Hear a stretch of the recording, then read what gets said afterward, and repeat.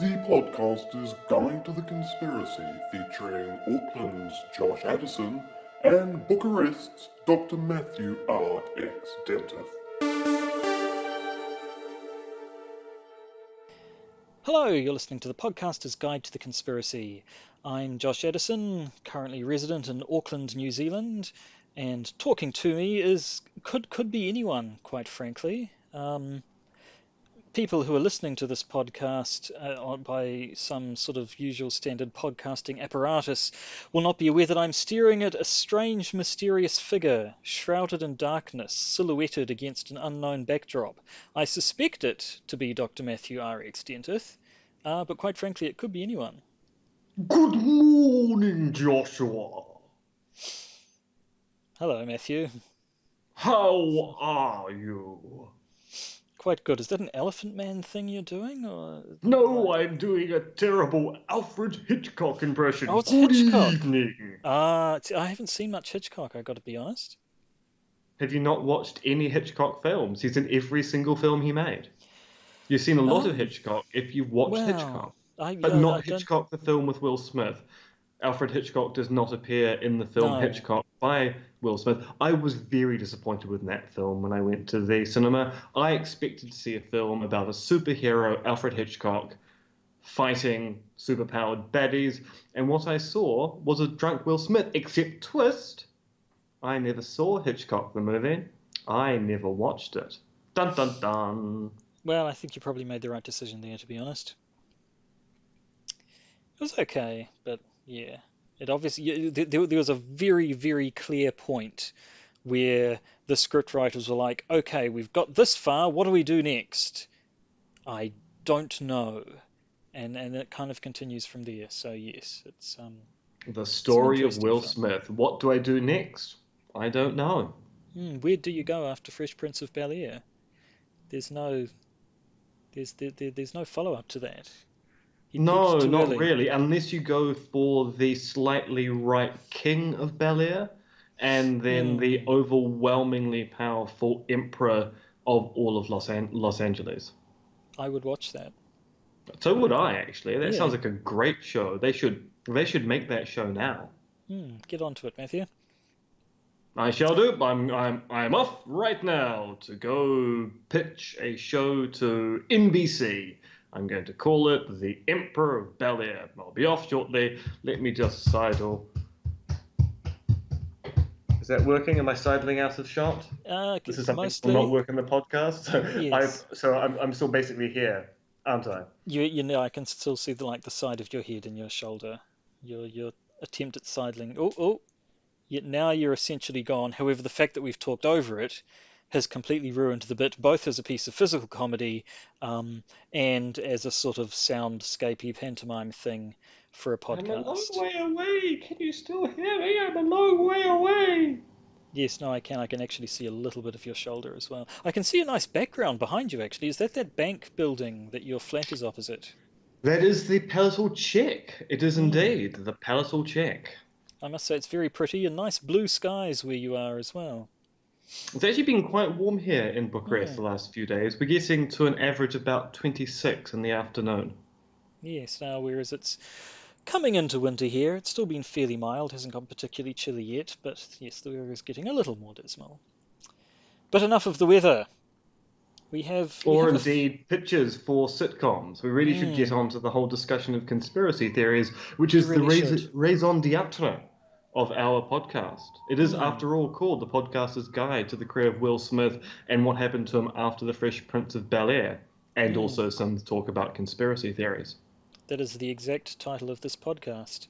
So I guess we kind of have quite a bit to talk about. We last week we sort of mentioned the Trumpy, Comey, fiery business, and said maybe we should talk about this more next week. And what can you say, Matthew? It just keeps going. It just keeps coming and coming. We thought we'd talk about Comey. Sure. We should probably talk about this other Trump-related thing that's shown up this week, given that we're giving time to it. And this other thing as well. It just it never stops. Yes, this was one of those weeks where a Trumpatorium was never going to work out. No. And also one of those weeks where the news segment was just going to be so dominated by discussion of Trump that we might as well make it the main content. Now, what's interesting about this discussion is that if you follow people on social media, they think that an impeachment must happen very soon, given what's happened in the last week, which on one level would be great for the podcast because A, it might remove Trump news from being central to the news discussion, or it could be terrible for the podcast because we could get Trump news for the next year or so as impeachment proceedings go through. Is it the Senate that the impeachment proceedings go through? I think it is. I don't know. I'm thoroughly Whether or ignorant. not this impeachment is going to occur, well, it's hard to tell because, let's face it, the last 120 days of American politics has been a roller coaster. And no one's been able to predict when it's going to stop or whether we've even finished the uphill climb to the peak of the roller coaster, because I suspect we've yet to actually have the thrill of going down the slope. You can tell I've never been on a roller coaster because I have no idea what the terminology is. I just know it's got highs and lows. Yes. And I don't think we've actually hit the point where we get to the low yet with the exhilarating woo! Yes, and forget the last 100-odd days. The last 2 years have been full of predictions about what's going to happen regarding Donald Trump, all of which have pretty much been wrong. Yeah. He was never going to run. He was never going to get the nomination. He was never going to win. Any claim about Trump in this current saying he's environment. surely going to be impeached very, very soon. In fact, I'm waiting for it to turn out that he's actually the Malcolm McDowell villain from the film Tank Girl. And he actually doesn't even have a head. It's just a holographic projection. And he'll be defeated by pouring water into his hole. Sounds good. Good film, that. Good film. Yeah, haven't watched it for quite a while, actually. Probably should. Destroyed the director's career, which was very disappointing.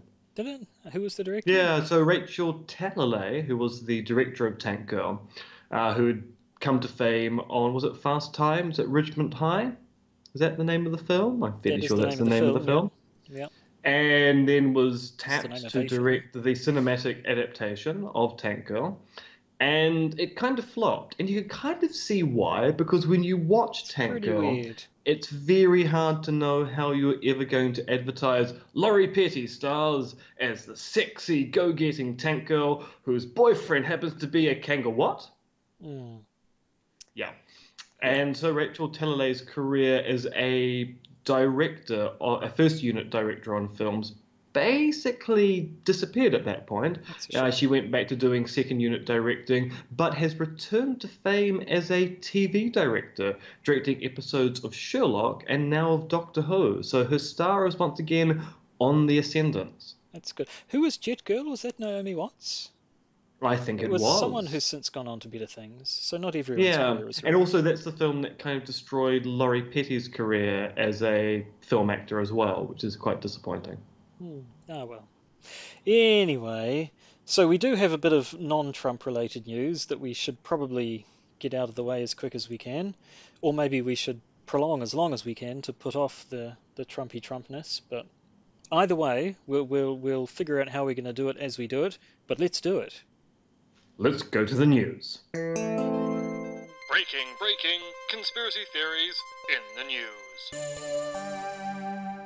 Now, what I respect about you, Matthew, is that when I said let's do it, you didn't immediately launch into a chorus of birds do it, bees do it, even educated fleas do it, and so on and so forth. That's because I didn't think of it, and now it's in my head. Yep, and it will stay there forever. Let's fall in love. Unless, as happened to me the other day, I made a reference to Eternal Flame by the Bangles, and that's been stuck there pretty much forever. I'm actually still stuck on Tainted Blood from last week. Yes. Tainted Blood. Ooh, Tainted Blood. Dun. Now, okay, but, maybe as we pointed out at the time, that was a kind of in bad taste to make, given actually how bad that story really was. It really was, and the number of deaths involved. Yeah. So how about let's talk about Bill O'Reilly. I think we should. So he got fired. We all know this. He did. He got fired for being a very bad gentleman, which is to say that, like many gentlemen of a particular age, he believed that sexually harassing people in the workplace was A-OK, and the kind of thing that only liberals do. When conservatives do it, well, it's hunky-dory. And he now has as news organizations described it a thoroughly bonkers new conspiracy theory about why he was fired from Fox News. And that is? George Soros. Ah, of course it is. Can you elaborate, or is that it? Did he just look directly into a camera and say, George Soros? Well, actually, it would be great if he just turned to a camera and went, George Soros. You know who I'm talking about. But no, he was being interviewed, I think, on Breitbart.com. And he talked about how there was basically a left-wing agenda to topple him and Roger Ailes from Fox News, and that this agenda was being bankrolled by liberal organizations. And of course, the key architect for these liberal organizations is George Soros. So rather than Bill O'Reilly going, you know, maybe I made some bad decisions in the workplace and I should think about my attitude toward women generally, he's going to blame a left-wing conspiracy instead for the reason why he was ousted from Fox News due to ethics violations.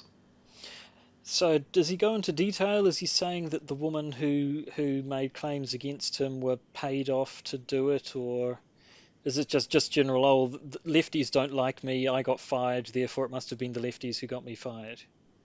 Yeah, so he claims he did nothing wrong.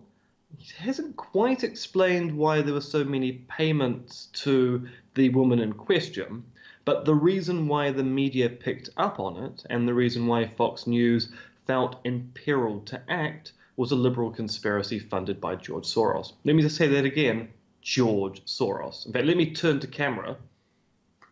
George Soros. Nice profile, actually, and the silhouette there. Maybe you should turn side on and do the rest of it like you're in an ABBA video or one of those old electric companies things where the two heads would say half a word. It's going to sound terrible on thing, but okay, so...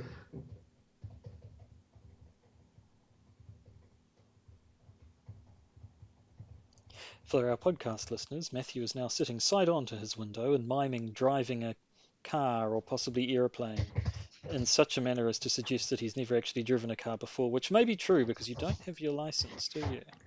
But also it is important to note that wherever you watch people on TV or films driving when they've got backlit projection, when they're driving along straight roads, it's because it seems that, like shaving, actors who know how to drive or know how to shave don't know how to drive or shave on film. Much actually, there was one. It must have been a Cracked podcast because this is the sort of thing they obsess over. They were talking about things that people do wrong, and one person talked about anytime you watch someone brushing their teeth on a TV show or a movie, every time it's brush, spit into sink, drop toothbrush, walk out, and it's like you didn't rinse your mouth out, you didn't rinse the toothpaste spit off your toothbrush or out of the sink. You just spat and immediately left the room. Nobody does that, and yet everybody does it on TV. Except, actually, you shouldn't rinse your mouth out after brushing your teeth. If you want the fluoride in toothpaste to do its work, you actually want to leave that film on your teeth. Rinsing your mouth out after brushing your teeth is actually counterproductive. Well, yes, as is brushing your teeth directly after eating, but... Yes. Who brushes their teeth directly after eating anyway? Probably yes, the same you always brush your teeth whilst eating. Yeah. That's the most effective way to do it. As you have your pizza, have pizza in one hand, toothbrush in the other, take bite as you're chewing, put toothbrush in, brush, spit the pizza out, swallow the toothpaste, rinse and repeat. Except don't rinse. Rinsing is bad. Yes. Are we done with Bill O'Reilly? I can't even remember how we got onto this conversation. No, it was you talking about on. Let's move to the UK and talk about Louise Mensch, another person we've talked about previously on this podcast. Yes. Louise Mensch and the Designated Survivor. Have you watched Which, of course, we all know show? About because of the TV show Designated Survivor. I've not watched the show at all. Have you seen any of it? Nor have I. I just know that the principle behind it is there is always a member of the executive, and this is actually true in many nations, who will not be invited, deliberately uninvited, to particular major events where many members of the government will be present, like the Prime Minister or the President, so that if there was a natural disaster or an attack, that would take out most of, let's say, the executive or the cabinet. The designated survivor would survive, thus allowing them to take over the government in preparation for fresh elections, etc., etc. And that's the role that Keith Sutherland plays in American politics, along with apparently Senator Orrin Hatch, fourth in line to the presidency, apparently. Now, I say apparently because this is a news story from Louise Mensk. Orrin Hatch, is he the old notoriously racist guy? Is he that one? You would need to specify a subclass of the Senate before I'd be able to say, yes, that one, because I suspect there are a lot of very old racist guys. No, this guy was extra racist. This one, if he's the one I'm thinking of, hang on. It's almost as though I'm sitting next to multiple devices connected to all of the information in the entire world. Orrin Hatch. That's just science fiction. That's just science fiction. I mean, that would be like recording an audio dialogue between two people that spans almost the entire globe. I mean, that's just impossible. We don't have the technology to do that, Joshua.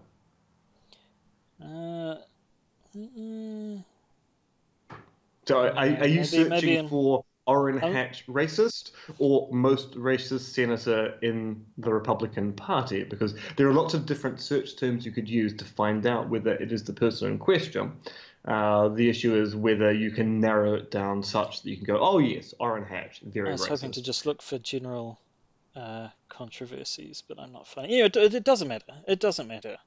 I'm just trying to remedy my own ignorance. That's okay. But anyway, the story that came out from this place called Petribiotics, which is a very, very strange name for a blog, is that Orrin Hatch... It's like Patriotics, but with bots? Is it about patriotic robots? Petrobotics. I actually look at the blog name and go, I actually have no idea whether anyone's worked out how you would pronounce this. So Louise Mensk has written an article on this blog claiming that basically by May the 9th of this year, the Trump presidency was declared dead and that Orrin Hatch is being readied by the Republican Party to take over as president because there's now sufficient scandal to bring down both the president and the vice president, and Orrin Hatch will be the next person to become president of the United States. Now, that was posted a week ago, and there doesn't really seem to be any indication that it is in any way true. Although, of course, the whole point would be maybe, if this is true, it's been done in secret, i.e. a conspiracy by the Republican Party to topple the elected president and the vice president of the United States of America. Right. Two things, actually maybe more than two, but two things first of all. Is he actually the designated survivor at the moment? He was the designated survivor at the inauguration, but right. I don't think that's a long-term position. I assume they must swap it around a bit. Yeah. I mean, it really depends on who's available, who's doing what at the time. So yes, at the inauguration, had there been, say, a bomb blast or an earthquake killing off the president, the vice president, and third in line, Orrin Hatch would have been the designated survivor and thus president. But I don't think that's a permanent position. Right. My second question was this relevant? Are they suggesting that there is a plot somewhere to wipe out a huge swathe of the executive and install them that way? Well, yes, so therein lies the other thing. So the article she's written indicates that they're simply going to impeach or remove the president. And I don't think the designated survivor is meant to take the role of president in that situation. So it seems like a pretty wacky hypothesis. There's president, and then there's vice president, and then there's Speaker of the House, I think, is the third in line. Yep. I may be basing that entirely on the episode of West Wing where the president steps down and the Speaker of the House comes in, but I assume that was fairly accurate. So it sounds like there'd have to be a fair amount of political jiggery-pokery to just plain install someone as president who's merely just a senator at the moment. What happened when Nixon resigned? Did his VP become president, or did it trigger an election? You know, I'm having a momentary lapse on Watergate here. So This is one of those things where I just wish you hadn't asked that question, to the point where I might just even remove this from the podcast to remove this embarrassing moment where I can't actually remember what happened after Watergate. I think America was destroyed in a nuclear firestorm, and now we just make up stories about America because no one wants to admit that it was destroyed during a nuclear firestorm after the tragic demise of Richard Nixon. Nixon decided, hang on, once again, looking at the internets again. So Nixon, resident with blah, blah, blah. Nixon was succeeded by Vice President Gerald Ford. There you go. So Nixon was impeached, stepped down, his VP. Oh, and actually, of course, Ford it's entirely because Nixon, Ford pardoned Nixon. Yes, the thing that Ford now regrets, thinks he shouldn't have done it. Yes, so that's the thing that I think some other people are worried about, that even if Donald Trump does get the boot, that means Mike Pence becomes president, and there are a fair few people who are somewhat antithetical to the idea of him as president as well. Well, yeah, so unlike Trump, who no one's ever entirely sure exactly what Trump believes or what Trump is going to do next, Pence is quite predictable. And he's quite predictable because he's a very, very, very conservative Christian. So a Pence presidency might be less chaotic than a Trump presidency, but it also might be worse than a Trump presidency. Oh well. Why look forward to a possibly questionable and troublesome future? Let's look back. Let's look back to the rosy past and the Brexit vote. What's the stuff with Brexit at the moment? There's some US billionaire has been accused of getting involved and skewing the politics and the vote and the what have you. Is that what's been happening? Or have I just been completely... So there's an American billionaire by the name of Robert Mercer, who's behind Cambridge Analytica, which was the firm that claims to have won the election for Donald Trump by doing very, very granular analysis of voting habits, thus allowing the Trump campaign to specifically target voters to make sure that they won the election on a state-by-state basis. And Mercer has been accused by journalists working at The Observer and The Guardian for being the spectre, basically, behind the Brexit campaign, to the point where Mercer has actually threatened legal action against The Observer for articles they've written about him. But the argument goes that under UK electoral law, different campaigns cannot work together unless they jointly declare their expenditure.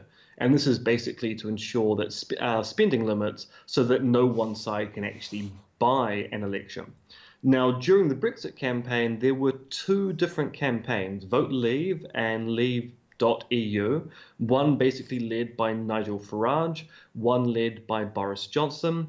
They both claimed to be antithetical to each other, so they didn't approve of each other's campaigns or their methods. And yet it turns out that if you look at the intellectual property they were using, the way that they were trying to work out which voters to target, everything ties back to Robert Mercer and ties back to Cambridge Analytica. So basically the claim is the data analysis companies behind Vote Leave and Leave.eu worked together, shared IP, and talked daily about their activities, which strongly suggests collusion and strongly suggests that even though there were ostensibly two Vote Leave campaigns in the Brexit campaign, they were being organised or orchestrated by figures working for both parties. And if that's true, that was a conspiracy to basically rort an election. If this were true, and if this were to be shown to be true, would that have an effect? Would the election be null and void and they'd have to do it again, or would it just make those involved look bad? That's not quite clear. So it might be grounds for going, the referendum results are invalid, but you have to remember the referendum is a non-binding referendum. So the fact that the Conservatives acted upon the referendum was a party policy that they took up, But because the referendum itself was not binding, the fact that the government acted upon the referendum results doesn't actually mean that if there was collusion behind the campaign, the referendum should be ignored. Because once again, they didn't have to act on the referendum result anyway. Oh well. I guess we'll just have to see once again. Although, is Brexit going to happen? Like, nobody seems to want to actually do it, and they seem to be putting it off as much as they can. Except that they've signed the enabling legislation. They've actually told the EU that they are leaving. There is now a date they have to complete negotiations by. It's not clear that they can now reverse that process. It's also not clear that there's any chance that there will be a political party after the election, the general election, which is forthcoming in the UK, which will change tack, because the only party which is campaigning on reversing the Brexit is the Liberal Democrats, and they don't have a chance of actually forming the government at this stage. So yes, it does look like Brexit is going to occur. It just seems the British people are somewhat delusional that Brexit is going to be beneficial to the UK. Ah, well, moving on. One last story, an interesting thing I just saw this morning. About now, you may recall the case in America of the folks who barricaded themselves inside a government building and just kind of stayed there for a while and then drove off somewhere and got ambushed by the police and people got shot and everyone was arrested and so on. There are a few sort of people being the ringleaders, as it were, but the main one, or the one that people talked about a lot, was that Ammon Bundy guy, the fella who had in the past been in a dispute with the government about grazing rights for his cattle grazing on public land. There was actually sort of an armed standoff between him and federal forces there, and then he was all mixed in with this one. The whole Bundy family, it turned out, were the focus of a fake documentary by the FBI. FBI agents posing as documentarians went up and interviewed a whole bunch of people saying, we want to make a documentary about you people and your cause and your beliefs and everything.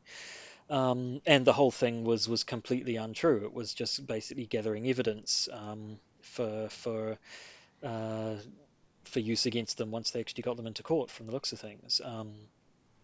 And reading through this article, several of the people did sort of have their reservations and doubts. And supposedly, if you knew anything about document making, you would have known that these people were fakes, straight away. Apparently, they did stuff like, shooting outside where there was lots of background noise that would have made it unusable for a professional quality documentary, and filming with the lighting all wrong and stuff like that. But they shot it, and the footage was, I believe, used in court, some of it eventually.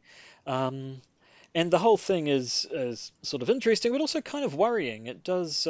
It's one of those things that you worry might have a chilling effect on sort of real documentarians. One of those things where you worry that the net effect will mean that now people just won't talk to anyone and won't trust anyone. And so real documentary makers might have been adversely affected by the actions of the FBI. Interesting story, nevertheless. Yes, and why won't the FBI think about the poor, humble documentarian? Slaving away in the documentary mines. So I'm assuming this was a documentary designed to get evidence on the Bundys for a prosecution. Oh yes, the documentary doesn't exist. It had a sorry, I should have put documentary in scare quotes there. The documentary. Yes, this was about getting, I think, intelligence gathering about them, and then also getting stuff that could be used as evidence against them in court, with them talking about their views and plans and so on and so forth. How peculiar, and yes, as you point out, one of those things which might have a chilling effect on people wanting to do actual investigative journalism, and the FBI kind of spoiling the pot for them. Oh, those federal agencies and their secretive nature. What will they do next? That's the thing. We don't know. We don't know what they'll do next, especially now that they're currently missing a head. So maybe we should talk about the missing head of the FBI. Which gets us back to Tank Girl. It's like Malcolm McDowell's missing head. It is. The FBI is exactly like Tank Girl. Exactly like Tank Girl. So what we now need is an FBI musical number. It would really rock the boat. Should we even separate these two sections? I suppose we should. It's essentially this episode is an extra long, extended news segment, but we have a Trump focus, and it's. Shall we stick a chime in? Shall we do that right now? I think so. We'll stick a chime in right about now. But it's all pretty much a farce because we're more just again talking about current affairs. It just so happens that these ones have all been focused on the wacky business that has been happening in Trump world over the last week. So I can't even remember exactly the stage we were at when we talked about this last week. I think he'd just been dismissed. And they hadn't. Yes, it was essentially breaking news, and people were going, "Oh, what does this mean?" So, for people who don't remember what happened last week, or have been drinking heavily to forget what happened last week, basically Donald Trump fired, as was his right as president, the director of the FBI director, former FBI director Comey. And initially, it was claimed that Comey lost the confidence of the president over his handling of the Clinton email server issue, particularly the way that Comey decided without talking to the Department of Justice that no prosecution would be brought with respect to Clinton running a private email server while Secretary of State. And then it was suspected that actually the real reason why Comey lost the confidence of the president was the fact that Comey continued to press forward on this investigation of Russia and its role in the last election. Now, initially, the White House said, nope, this is definitely an email server issue. It has nothing to do with the Russia probe in any way, shape, or form. It's definitely all about the email server. And then what do you know? Donald Trump goes on TV and says, well, this Russia scandal thing is basically all fake news, and the Democrats are just using it to justify why they lost an election they should have run. And frankly, FBI Director Comey continues to press forward on what is essentially fake news, and I've had enough of it. And so the president basically went, well, actually it is all about Russia, but it's also about the Clinton email server as well. And more than that, he didn't just contradict that message out of the White House, he also contradicted the way he went about it. Initially, it was said that he'd got that this was done on the advice of the Attorney General and the head of the Department of Justice, or is that the Attorney General? Two people anyway. And then Trump turned around and said, no, actually, I'd decided I was going to, first seemed to be trying to shift the blame onto someone else, and then wanted to take the credit for it all by himself, saying I was going to fire him no matter what they told me. Yes, so he tried to have it both ways. I'm taking advice, and on advice I fired him, but I was going to fire him anyway, so it's quite lucky that the advice actually fitted my pre-existing agenda. Isn't that lucky? Isn't that lucky indeed? Now, I suppose this raises an interesting question. Does Trump sincerely believe that the Russia probe is in fact fake news? Yes, because if he doesn't, then it's quite obviously a conspiracy headed by the president.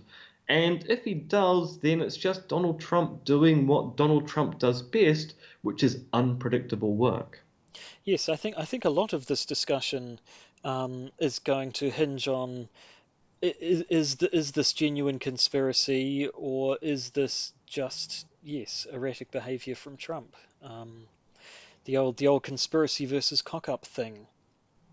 So straight away after that, Trump tweeted a basically veiled threat against Comey, saying that he'd better. Well, I don't have the wording in front of me, but basically said he'd better hope that we didn't keep the tapes of our conversations, strongly implying that he had dirt on Comey that he might use if Comey tried to make a stink about having been fired. And it's important to note that people have been making comparisons between Donald Trump and President Nixon for quite some time now. And it really doesn't help Trump's case if he also makes those comparisons with Richard Nixon himself. Because, of course, Nixon was famous and became infamous for the White House Oval Office recordings. And now Trump seems to be suggesting that there is recording apparatus in the White House, which he's using, which long term you have to think is going to be more damaging to Trump than it is to anyone else. And then in response, I suppose you might want to say retaliation to that, there have been claims from Comey's side, not from Comey himself, and an associate, I think was all they've claimed as the source. This associate has claimed that Comey has memos where he recorded the details of his various meetings with Trump, and claims there is a memo which shows that when the two of them met, Trump was asking Comey to drop the investigation into Michael Flynn, his now ex-national security advisor who resigned owing to his connections with Russia. And yes, this actual memo has not yet surfaced. According to the source, it is 2 pages long and highly detailed, is the quote. So yes, the Trump has been insinuating that he's got dirt on Comey. Comey's people connected to Comey have now been insinuating they have evidence which makes Trump look even worse by suggesting that it's not just that first of all, giving evidence that part of the motivation was to get rid of the Russian investigation, and specifically trying to nobble the earlier part of the investigation against Michael Flynn. It's all there's a lot of claim and counterclaim and dodgy goings on. Conspiracy, Matthew? I say conspiracy. Wow, yes. I mean, what's interesting about the claims about Comey and the memos was that this was to be expected. So when Comey was appointed director of the FBI in the Obama administration, Comey got widespread non-partisan support on the notion that he was an astute operator who would be politically unbiased in his judgment as FBI director, and also was known for being meticulous with paperwork, making sure there was always a paper trail for every decision he made and every meeting he made. So it was kind of expected when Comey was fired that if there were awkward meetings with the president, Comey would have written those down because he's famous for having a paper trail for everything that he does. And what's going to be interesting now is that the memo written by Comey, of course, is going to be Comey's recollection of the events. And so that could be a classic case of he said. Well, if Trump has recordings of those meetings, that's going to be much harder to spin for either party, depending on what those recordings suggest. Now, the Senate inquiry into the Russia hack has now asked for the Comey memo, if it exists, to be provided to them. And they are also chasing up whether, I'm about to say Obama is recording the White House, but it's a different story entirely, whether Trump is recording conversations in the Oval Office, because they'll want to see those as well. If it turns out that the recordings and the memos exist, this could be big news. This really, really could be big news, particularly if it turns out that President Trump asked the director of the FBI or tried to induce the director of the FBI to stop an active investigation, because that's the kind of thing that might well lead to an impeachment hearing. And yeah, I do have the text of the tweet here. It specifically was, James Comey better hope that there are no, quote, tapes, unquote, of our conversations before he starts leaking to the press. Very, very much. I mean, I don't see how you can call that anything other than a veiled threat. Except that I don't quite understand why he's put quotes around tapes. Is that because he knows that it's a digital recording, and thus he's going, well, you know, we call them tapes, but they're not really tapes. It's going to be an MP3 file. Or is that I hope there are no tapes of the recording, because there aren't, but you better hope there aren't any, even though I've given the game away by putting quotes around it, because there are no tapes. But some trying to people use quote understand marks for emphasis.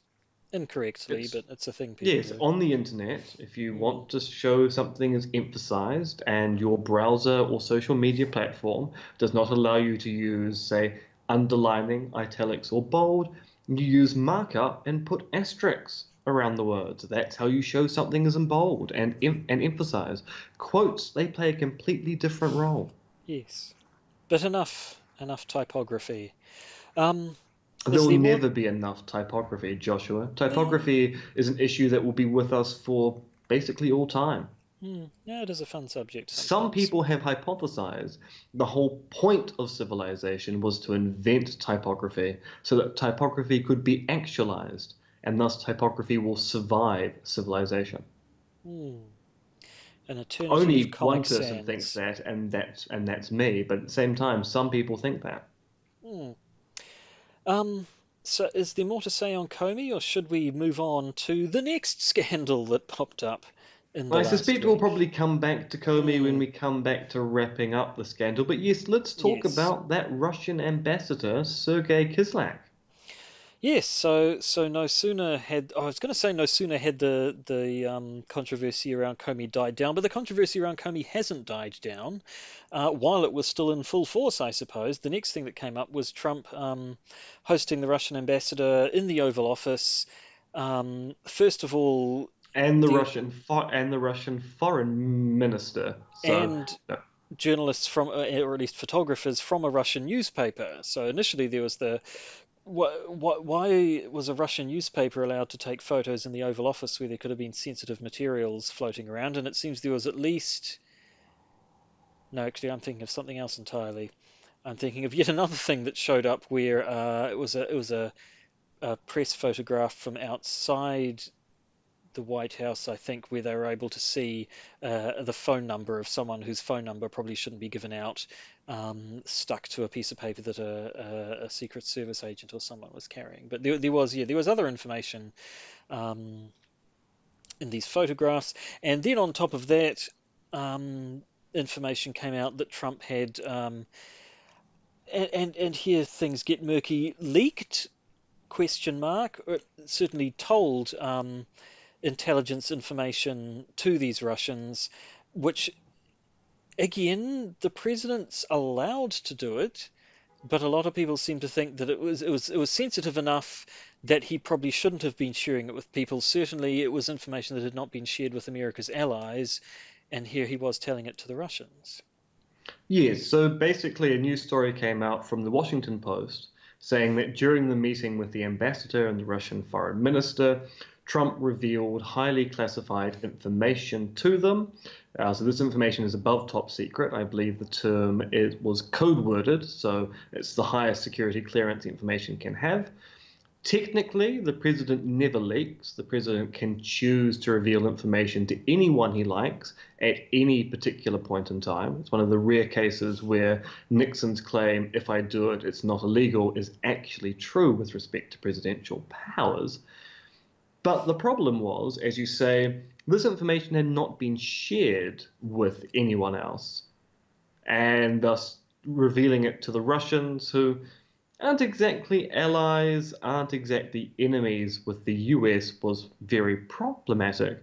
But of course, the real story occurred when the Washington Post revealed this information. The first thing the White House did was say, nope, didn't happen. In fact, US National Security Advisor H.R. McMaster claimed he was in the room and it categorically didn't happen. Except the problem is, once again, Donald Trump went on Twitter and said in 2 tweets, because people who know about Twitter will realize what I'm about to say is longer than 140 characters, as president, I wanted to share with Russia at an openly scheduled White House meeting, which I have the absolute right to do, facts pertaining to terrorism and airline safety, humanitarian reasons, plus I want Russia to greatly step up their fight against ISIS and terrorism. So Trump confirmed he had in fact shared this information, thus actually going against the defense the White House were running to protect the president from these particular claims. And then again, the implication of that Washington Post story was that this wasn't, Trump's admitted he said it, the Washington Post said that he said it, but they also suggested that the reason why he did it was kind of showing off, was kind of saying, "Hey, look at this! Look at this great intel my people have got." That it was. I have the biggest intel, the best intel. It's huge. That it was Trump's boasting nature, which is no secret to anyone, was what motivated him to make these claims, and it wasn't anything so noble as trying to further the war against global terrorism or anything like that. And like we just said not too long ago, here it is again. Is this conspiracy, or at least is this evidence of a sort of greater plan behind things, or is this Trump being impulsive and just doing stuff on the fly? So on the doing things on the fly side, it certainly does seem like the kind of thing Trump would do. He's a quite boastful person, as we've seen with a lot of his interviews, both pre the election and after the inauguration. But on the minus side, it all comes down to the Russian ambassador, Sergei Kislyak, because the campaign team, which brought Trump to power, has had a lot of awkward relationships with Sergei Kislyak in the past, which kind of indicates that they are a lot closer to Russia than maybe people are A, comfortable with, and B, the campaign team is willing to admit to. So Kislyak's role in this, being in the room, makes you go, well, look, why was Trump so friendly to dignitaries from a foreign power? Unless, of course, he had a pre-existing relationship with them, and his ease of giving across this code-worded information kind of indicates his relaxed nature around what are essentially friends or possibly even colleagues in this case. And that's the bit which people are worried about, because it kind of fits in with the collusion/conspiracy story about Russia being integral for Donald Trump being president of the United States at this particular point in time. Yes, and then the other side of things, if this was Trump just saying stuff without thinking, again, he's allowed to do it, but it's not something the president should do, to the point that claims have been made that this could be argued as him actually breaching his oath of office. Yeah, so his oath of office requires him to faithfully execute the office of the President of the United States to preserve, protect, and defend the Constitution of the United States to his best ability. And it has been argued by several people that it's very hard to defend carelessly giving away highly sensitive material to a foreign power, because there's no way of saying that constitutes a faithful execution of the office of the president. And basically the violation of office has been integral to previous attempts to impeach a president. So this is technically impeachment level material. Once again, with Nixon, we've done episodes about Watergate, and the details of it have just completely fled my mind at the moment. I'm very tired, Matthew, but that's no excuse.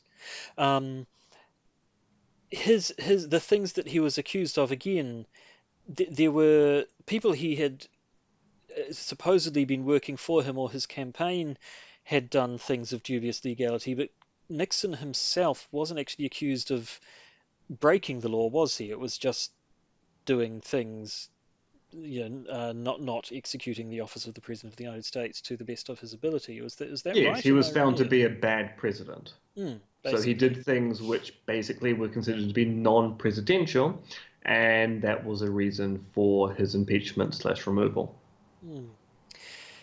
And one other interesting thing with a minor sort of local connection here. Yes, Nixon said if the president does it, then it's not illegal, which was, from what I understand, was a bit more of a sort of a jokey throwaway line. It was said half seriously. But certainly when it comes to leaking, um, since the president is the one who decides what information is given to whom, any information he decides to give out is not a leak by definition. We had our own moment here in New Zealand back when Helen Clark was our Prime Minister. I forget the specifics of the case. It was to do with the police commissioner was in a car and they were stopped by police, and he sort of shooed the police officer away who wanted to breath test the driver or something like that. There was a bit of a stink about his position and kind of went, if you do this, your position in the police will be suspect.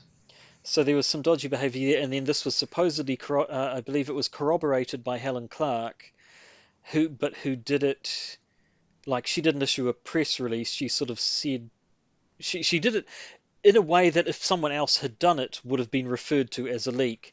And then, yes, again, when questioned on it, she specifically said, by definition, I cannot leak. But nevertheless, she copped a lot of flack for that. And Donald Trump is copping flack for his similar actions right now. Yeah. The difference being that in the Helen Clark case, the role of the Prime Minister is a very, very different one to the role of the President. The President has actual executive level power. The Prime Minister is simply the head of their party, and thus is a kind of a figurehead and the person that people talk to in the media, but has no actual executive authority. Although you wouldn't actually have thought that when Helen Clark was Prime Minister, because she had a very presidential style. She certainly did. Now there is yet another issue we wanted to talk about, and time is growing short. Is there more we need to say about the Russian ambassador business, or should we jump into this one last issue? Yeah. So again, this last bit isn't so conspiratorial, but it's interesting given the kind of trajectory of news. So the other big bit of news, which has not really been reported on in the same way that the White House, President Trump leaking, and the Comey firing has been reported upon, is that the head of the Census Bureau in the US, John Thompson, has resigned from his position. And this is actually pretty big news. So the founders of the US were actually quite explicit in the notion that a census needs to be run every 10 years so that the federal government has an idea of the population and the distribution of resources across the United States in order to make the government more efficient. So every 10 years, the Census Bureau runs a census to ensure that this wish by the founding fathers is followed up upon. The next census in America, I believe, was meant to be in 2020. They're meant to be getting prepared for that census right now. John Thompson has resigned due to difficulties he's having working with the current administration, including issues that the Census Bureau was not going to be adequately funded in the next round of budgets to allow them to run the census in a few years' time. And this is quite important because the census is basically how the division of, say, electoral districts is going to be worked out the next time boundaries get drawn up. It's the way that the federal government gets to work out exactly how to allocate funds from state to state and across the country in general. And this is going to cause a bit of a crisis, and B, now allows for the government to appoint someone who might have a little bit of a political agenda when it comes to organizing how the census is going to be run. So this isn't strictly conspiratorial news now, but the redistricting that we might see in the future, which is subject to a Supreme Court decision, I believe, at the moment on the notion of gerrymandering. The Census Bureau basically is where that data comes from to allow people to draw those district lines. And so this seems like it should be big news, and it's kind of been swamped by Sergei Kislyak and the Comey firing. Yes, I don't think you can even point to a sort of a media conspiracy to bury the story. It's been buried quite without any need for any sort of machinations or anything. It's the just seriously has been bigger news. Come on.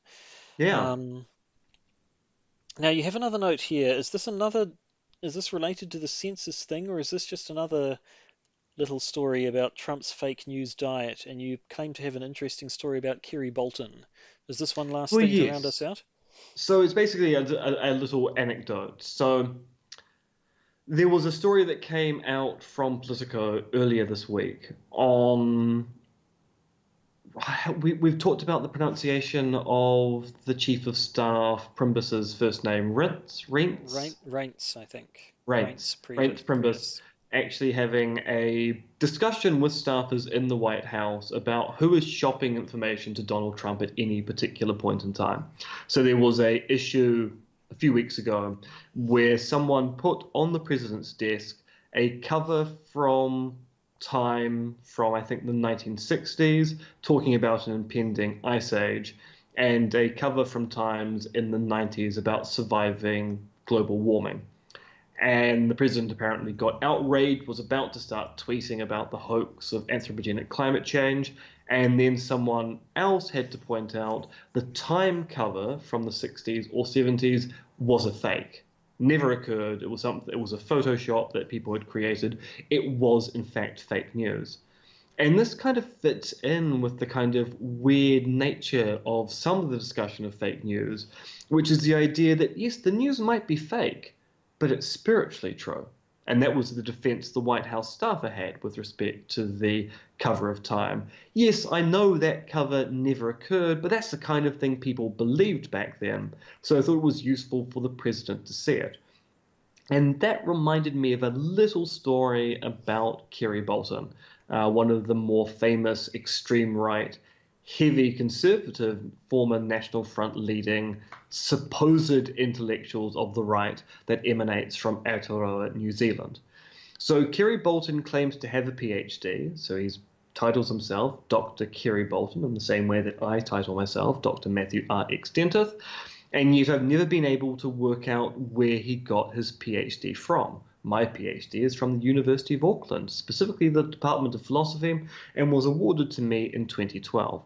Kerry Bolton, I can't work out where he got his PhD from, but I have seen a copy of his PhD dissertation. And in the beginning of the PhD dissertation doesn't have an accrediting university, unlike most PhDs, which say awarded in accordance to the regulations of blah with respect to the University of blah. It's a fairly standard boilerplate on the front of any PhD. And Bolton's PhD, or I should say alleged PhD dissertation, has a section on the elders of the Protocols of Zion, which, as we know, people on the extreme right kind of have a love affair with the protocols because they claim that the protocols lay out the blueprint for the Zionist occupation of the world, the development of a one world government, etc., etc. And Bolton tries to have it both ways. In his dissertation, or alleged dissertation, he claims that yes, it is true that the protocols are fake, but they're spiritually true. So even though they're fake, they speak to a fundamental truth about the Jewish character and Jewish desires. And that's the worry that's going on with both Trump and White House staffers, that sometimes they are deliberately providing actual fake news, news which is not true, so thus not actually even news, on the notion that whilst it isn't true and they know it's not true, spiritually, it is true. Trying to have it both ways. Just like your mum. Yes. Yeah, gotcha there. With your mother. Yeah. They are the Scissor Sisters, and now I've got Scissor Sisters songs going through my head, and we've both basically said things about our mothers which are not true.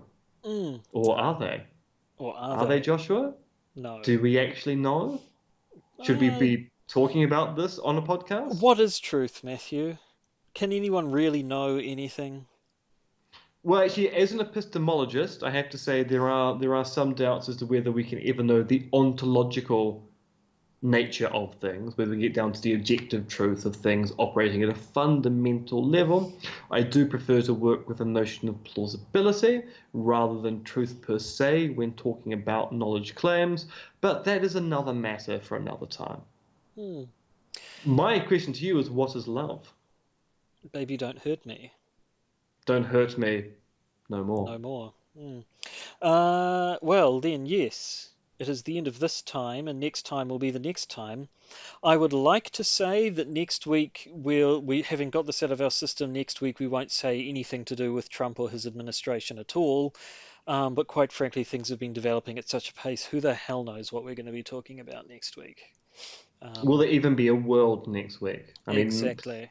Given the worries with North Korea, given the worries with Donald Trump, maybe the best way to shut down this Russia investigation would be a nuclear firestorm, like the one that destroyed America after Nixon's presidency was over and done with. I suppose now I have to keep forgetting about what happened after Watergate if I want that reference back to work. Might not be awkward. Worth it. I don't know. Awkward. Whichever way you slice it, the cleansing fire will purify us all. Yes. I cannot wait for the cleansing fire to purify my soul. And if you want the cleansing fire to purify your soul, why not give money to this podcast using our Patreon or Patreon campaigns, variously through Patreon or through podbean.com. That's right. We've come to the end of our podcast, and it's into the administration-y bit of it. Which I will begin by saying that you have been indeed listening to the Podcaster's Guide to the Conspiracy. There have been two people speaking into your ear holes. One of them has been me, who is Joshua Addison. Josh to basically anyone who hasn't seen my name in writing. That's how I know someone's trying to sell me something or speak to me in an official capacity. If they call me Joshua, no one calls me Joshua unless the only experience they've had of me is to see my name written down. But that's by the by. I'm Josh Addison. I'm in Auckland, New Zealand. If you want to get in touch with me, a good way to do it would be to direct your Twitters towards the username Monkey Fluids. Monkey Fluids is also the name of my username on YouTube, and on my channel you can see these very videos that we happen to be making of our podcasts, which don't get a massive number of views, probably because it's much more convenient to listen to a podcast than it is to watch a video, but that's okay. I'll keep making them, and some people watch them, and everybody's happy. I think that's all there is to say for me. Matthew, you mysterious silhouetted individual, shed some light on your existence. You can find me on Twitter on Conspiracism or H.O. Ransom. I'm going back to my terrible Alfred Hitchcock impression, although I'm not quite sure I've got it anywhere near as good as I had at the beginning of this episode. I thought you were doing the yes. Yes. I'm suffering from the thing with the haps and the stances, you know. And yes, you can also find my blog at episto.org, where you'll find, at the moment, basically links to this podcast, but on occasion I put articles and other things up there. I'm just very, very busy with writing tasks at the moment, and so the blog is kind of taking a bit of a writing hiatus as I do my other academic writing things. As well you should. And I think that's the lot. We have an email address. I'm pretty sure it's mentioned in the contacty bit that actually goes over at the end anyway. Yeah, we always end up doing some stuff and then it ends up getting repeated straight later. So let's be efficient. Let's conduct ourselves with ruthless Teutonic efficiency, despite the fact that neither of us have Teutonic ancestry as far as I'm aware. I have Teutonic ancestry. Do you? It's mysterious Teutonic ancestry. My great-grandfather fled Germany before the First World War, illegally entered Aotearoa, had children, never taught them anything about his home country, and then died, never revealing to anyone why he left Germany. No, I have English ancestry, Scottish ancestry, French ancestry. It's suggested Viking ancestry, which is fun, I suppose. but I'm not aware of any German ancestry. I have Irish, presumably French, given the last name appears to be an anglicized version of a French last name. Possibly some Scots, definitely some English, bit of German, very much a mongrel, really. Well, I am the product of many generations of miscegenation. Let's hear it for miscegenation. Yep. Thumbs up for miscegenation. And on that cheery, positive note, I think it's time to call things a day. We'll go out on a song. We'll go out on Foolish Human by Tab and Anitek, which I think we might have used before, but it seems appropriate, and I'm pretty sure it was appropriate when we used it before as well. So, goodbye, Foolish Humans, one and all from me, and goodbye from him. Yes, I shall burn all you foolish humans to the ground. All of you. Goodbye. You've been listening to The Podcaster's Guide to the Conspiracy, starring Josh Addison and Matthew R.X. Dentith, and produced by Matthew R.X. Dentith. If you've enjoyed The Podcaster's Guide to the Conspiracy, why not contribute to our Patreon or Podbean patron page? And you can contact us on podcastconspiracy@gmail.com. That's podcastconspiracy@gmail.com.